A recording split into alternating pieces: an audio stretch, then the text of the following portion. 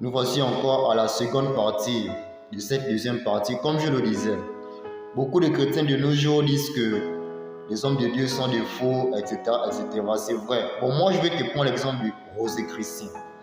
Si le Rosicrucien n'a pas un lieu où offrir ses sacrifices, donc il n'a pas de père spirituel, bon, moi, je ne vois pas où il va emmener les petits enfants qu'il voit à gauche et à droite pour rendre des cultes, où ils feront leurs sacrifices. Parce qu'il a besoin de sa loge ou de son père spirituel afin de le bénir, de le oindre pour qu'il soit dans son entreprise ou bien qu'il soit ce qu'il est dans la société. Tout comme celui qui est au temple. Maintenant, s'il n'amène pas les coqs, les moutons chez l'Unganga, pour que dans son boulot là-bas il brille, afin de faire les bains de corps et tout, bien pour attacher sa go ou bien son homme, en fait, je ne sais pas. Si ni le Rosicrucien, ni celui qui se rend au Bouentel pour faire ces choses n'a pas de père spirituel, parce qu'en n'ayant aucune connaissance, comment fera-t-il ces sacrifices? Hormis toi le chrétien, j'aime toujours dire que tu peux prier à l'église, tu peux prier à la maison, c'est vrai. Dieu va t'exaucer, mais sur 100%, tu ne recevras que 35% de ta bénédiction.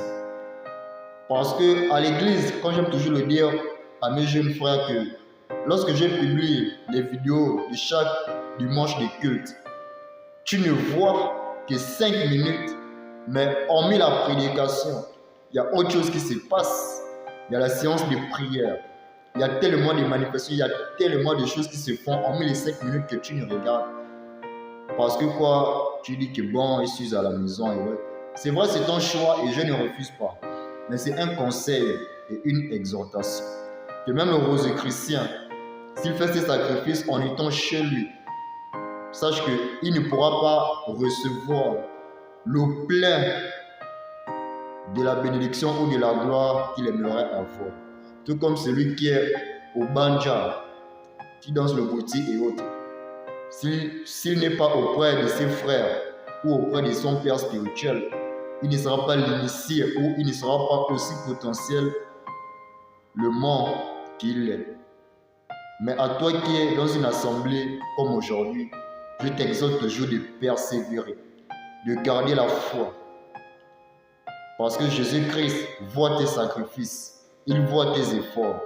Et au moment convenu, laisse-moi te dire qu'il te bénira. Sois seulement patient.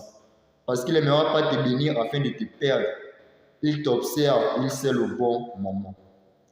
On se retrouve à la prochaine vidéo. Sur ce, ciao.